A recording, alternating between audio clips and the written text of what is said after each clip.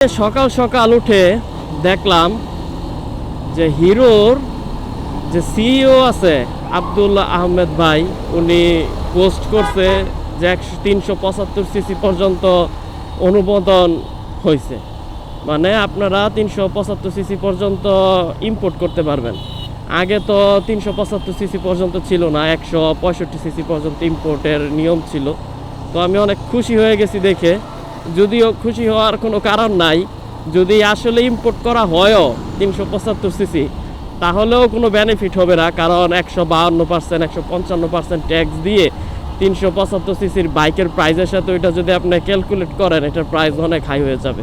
তাও খুশি হয়েছি যে দেশে নতুন বাইক আসবে, ইম্পোর্ট করলে অনেক ইম্পোর্টার আছে, হয়তো বা 1-2 পিস, 5 পিস, 10 পিস আনবে। কিন্তু এত সুখের মধ্যে 2-3 ঘন্টা পরে বাইক বিডি আবার সুখের মধ্যে পানি ঢাইলা দিছে। কি হয়েছে আমি বলি। এর 2-3 ঘন্টা পরে বাইক বিডি পোস্ট করছে যে আজকে সকালে যে খবরটা বের হয়েছে সেই খবরটা ছিল ভুয়া।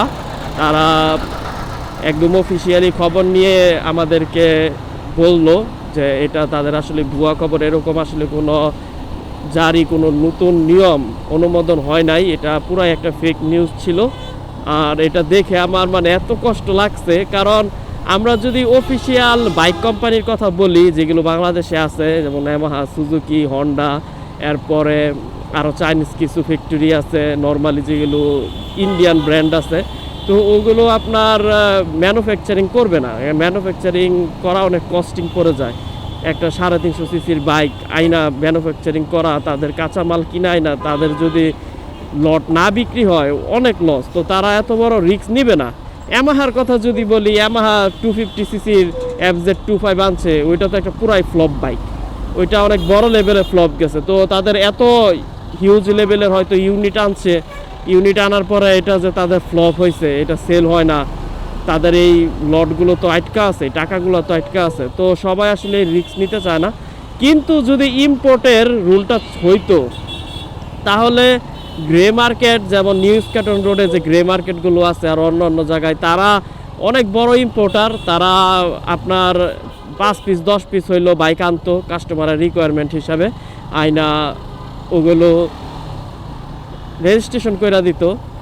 কিন্তু এখন আর হবে না। ওগুলো বাইক বাংলাদেশে আসলে রোডে হয়তো মাঝে মাঝে দেখতে পারতাম, বা শোরুমে যায় দেখা হাতাইতে পারতাম, ওইটাই শান্তি লাগতো নিজে না কিনতে পারলেও, কারণ প্রাইস অনেক বেশি হইব। কিন্তু এখন আসলে সেটাও হয় নাই।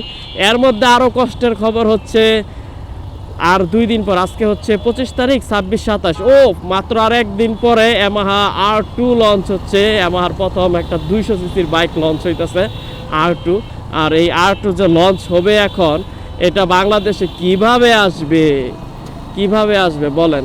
R2 এটা যদি এখন ACI ম্যানুফ্যাকচারিং করে, তাহলে এটা বাংলাদেশে আসবে। আর গে মার্কেট এটা আনতে পারবে না, কারণ 165 সিসির উপরে আনার রুলস নাই।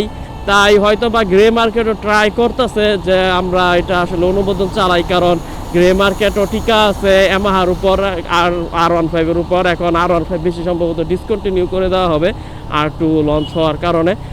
যেগুলো ইউনিটগুলো ইন্টারন্যাশনালি আছে, ওগুলো তাদের শেষ হওয়ার পরে R15টা ডিসকন্টিনিউ করে দেবে, আমি যতটুকু আমার ধারণা বা যতটুকু আমি মনে করি। আর R2 আসলে R15 চলবেও না, এটা স্বাভাবিক, খুব বোঝাটাই খুব স্বাভাবিক। মাত্র 45 সিসি বা 43 সিসির গ্যাপে 2টা হোন্ডা তারা রাখবেও না, 2টা বাইক রাখবেও না। আর তারা কিন্তু দুপুরবেলা 27 তারিখ দুপুরের পরের দিক দিয়ে আপনার বাইক লঞ্চিং করবে, লাইভ হবে। আপনারা কিন্তু প্রোগ্রাম দেখেন, আমিও